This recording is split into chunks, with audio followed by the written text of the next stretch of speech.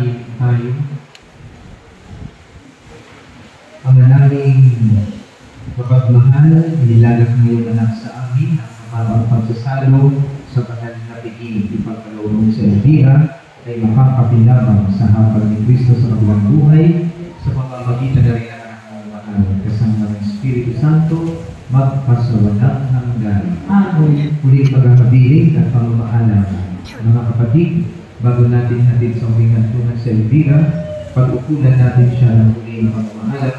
Pahayag natin ang ating pagmamahal sa Kanya, tanggapin natin ang maluwag sa kalooban ng Kanyang pagpanaw, at umasa tayong makikita-kita muli sa piling ni Jesus. Doon ay wala ng dusa, kalimutan at kamatayan, kundi ang mamamayari ay lubos na ligaya at buhay na walang hanggan. Amen.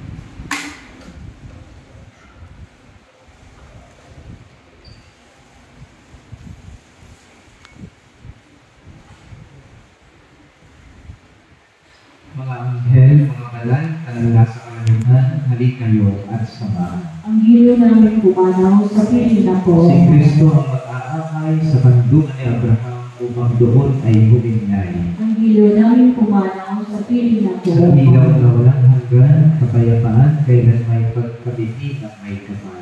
Ang giliw namin pumanaw sa piling na po. Ang aming pagmahal, iangkin namin sa iyo si Elvira na pumanaw sa buhay nito. Huwag mo siyang pababayaan at pamalagin mo siyang buhay sa iyong piling. Alang-alang sa iyong awa at pag-ibig, patawarin mo na sana ang kanyang mga pagkukulang at nagawang pagkakasala na ng kanyang kahinaan. Manatili nawa siyang maligaya sa iyong piling kasama ng limanapot ng Espiritu Santo magpasawalang hanggan. Amen. Paalam sa iyo, kapatid na pumanaw, ang sa piling ka naman ng buong may kapalan. Ang pagpapalan ng Diyos ay paulit mo sa ngalan ng Ama at ng Anak at ng Espiritu Santo. Amen. Sa paraiso, magkikita muli tayo, samahan ka ng mga santo.